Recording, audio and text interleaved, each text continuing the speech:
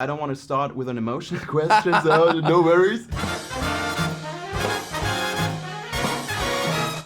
Guys, thanks a lot for this movie. I really, really loved it. I cried rivers 2 times I saw it, so it's awesome and I laughed a lot, so no worries at all. But if you could pick up a random chat history of 2 people and you just name the 2 people you could choose and read, and who would you choose? Just be the fly on the wall, just to read everything. Fly on the wall of a conversation? Yes. Oh, that's so tricky. I don't even know. I feel like 2 conversations would be interested. Just maybe anything Neil deGrasse Tyson would be kind of interesting. Just hear what he has to say. Also, to be perfectly honest, just being a fly on the wall of the White House right now, I think would be the greatest drama ever. Yeah. Mm-hmm. Yeah. I was gonna say that. I feel like I would feel I get very like.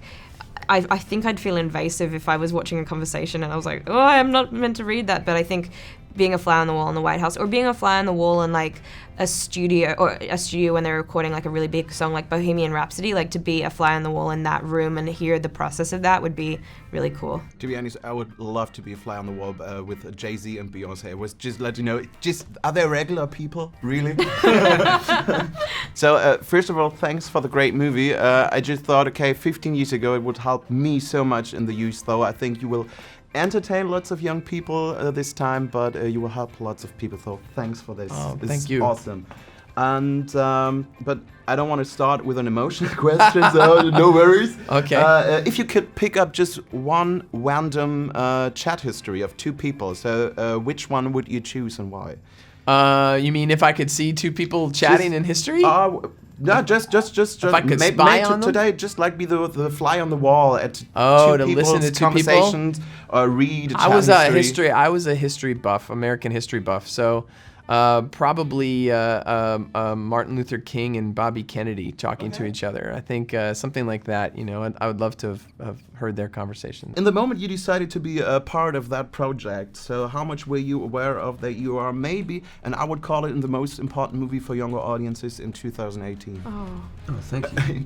I mean, I personally didn't think that when I read the script. I know that for me, when I read the script, it came at a really bizarre time. It was actually even before I wrapped my first job, which was 13 Reasons Why, which was such an intense character. I remember reading it and just feeling so much joy and being so taken aback by the emotions that it took me through. And I think that when I read it, it was that love in the way that it was portrayed, but also seeing a little bit of the potential, like telling a story like this from a major studio through that lens. So I think I realized the potential, but it's definitely not something that was at the forefront of my mind as a result. Yeah, I mean, this was a movie that I didn't even realize was missing until I had conversations with Greg, and he's able to kind of fill me in on the potential, like Katherine said, the potential for this film to reach people and have an impact. And going into it, I wasn't like, I didn't have a social agenda necessarily. I really was I responded to the script and the story, and I thought that this was a timely movie and something that had a message that was worthwhile. And so I was I was happy to be a part of something that felt like it was constructive and starting conversation and was putting something good into the cultural climate right now. Sai, schalt sofort deinen Computer an. Jemand hat deine E-Mails auf dem Schulblock geleakt. Tut mir leid, Simon. Ich kann das nicht mehr. I knew that there was a sense of responsibility that it was a studio film with a gay teen protagonist, and that was rare. And then I knew that I just wanted it to be great, and to do everything I could to make it the best it could be, and that, hopefully it would connect as a result of that. And then I felt like I was given the tools to do that, and I didn't want to screw it up. Because the book is very popular in Germany as well. Lots of people just told me, we're doing special screenings for our audiences. Oh, great. And you have to do Love, Simon. And that was just 1 year ago, because Wow. they know that the movie's coming, so everyone is waiting for it. Simon's sister is telling Simon, you can deny it. And you just answer her, I'm not ashamed of it. So what kind of character traits do you have you could never, ever deny? Or you would not deny? So kind of character traits where you say, okay, maybe it's a little bit weird or it's a little bit special, but I cannot deny it, I'm just that way. For example, I'm totally chaotic. So in my work, I'm very straight, but at my home, you will not see. You don't want to see it because I'm very. It's just like. Ugh.